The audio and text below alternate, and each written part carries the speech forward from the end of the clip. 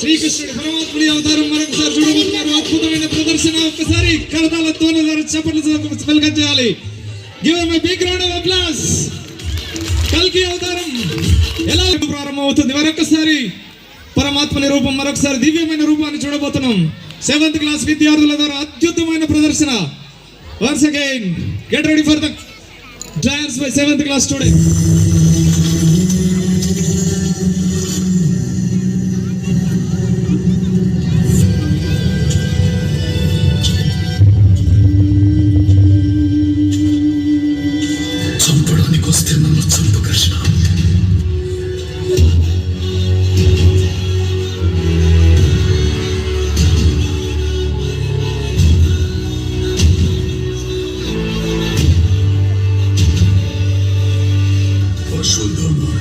దేవుడైన ద్రోణుడైన కర్మని ఎవరు తప్పించుకోలేరు. గర్భస్థ శిశువుపై అస్త్రం వదిలావు. నీ కర్మను అనుభవించక తప్పదు.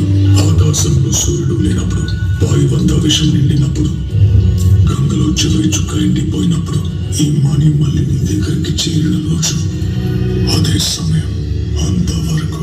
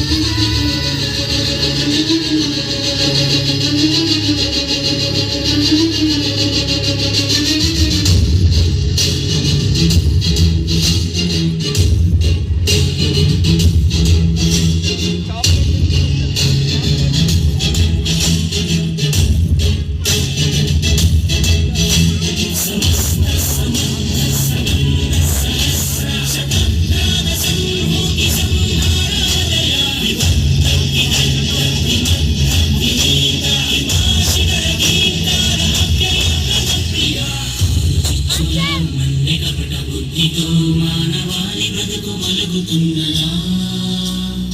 ఏకపాదమే ఉన్న ధర్మమేయ ఇసుక సేతువై కూలుతున్నదా? ఆధరణి కన్నీరు తుడిచేందుకు నీరాగతే వేచరా. ఆసుర రాజ్యాన్ని అణిచేందుకు సాయాన్ని కోరిందిరా.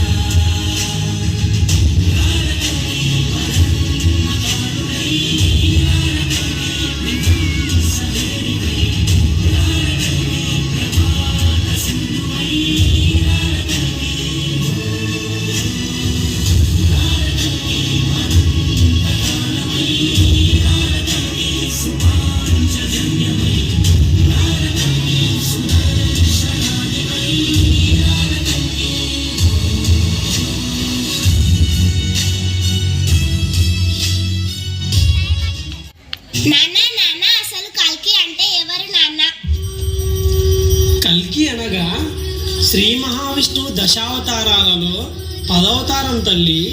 దశావతారాలలో 8వ అవతారమైన శ్రీకృష్ణుడు భగవద్గీతలో ఏం చెప్పాడంటే, యదా యదా హి ధర్మస్య గ్లానిర్భవతి భారత అభ్యుత్థానమధర్మస్య తదాత్మానం సృజామ్యహం పరిత్రాణాయ సాధూనాం వినాశాయ చ దుష్కృతాం ధర్మ సంస్థాపనార్థాయ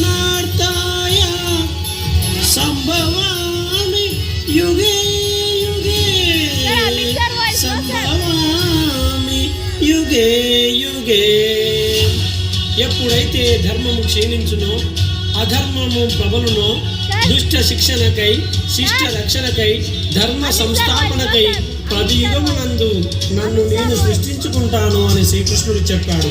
ఇప్పటిదాకా శ్రీ మహావిష్ణువు దుష్ట శిక్షణకై, ధర్మ సంస్థాపన కోసం 9 అవతారాలెత్తి ధర్మాన్ని స్థాపించాడు. ఈ కలియుగాంతంలో వచ్చే 10వ అవతారం కల్కి అవతారం తల్లి.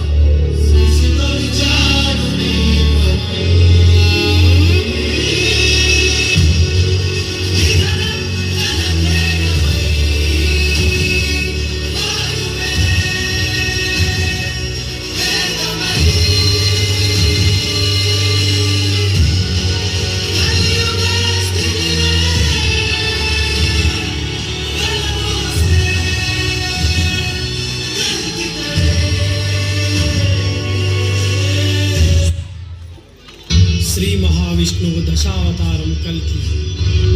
ధర్మం 4 పాదాలు తప్పినప్పుడు భూలోకంలో ధర్మాన్ని స్థాపించి సత్యయుగాన్ని తీసుకురావడానికి కలియుగం చివర శంబాల నగరం నుండి తెల్లని గుర్రంపై వచ్చి ధర్మ సంస్థాపన చేసే శ్రీ మహావిష్ణువు 10వ అవతారం ఈ కల్కి.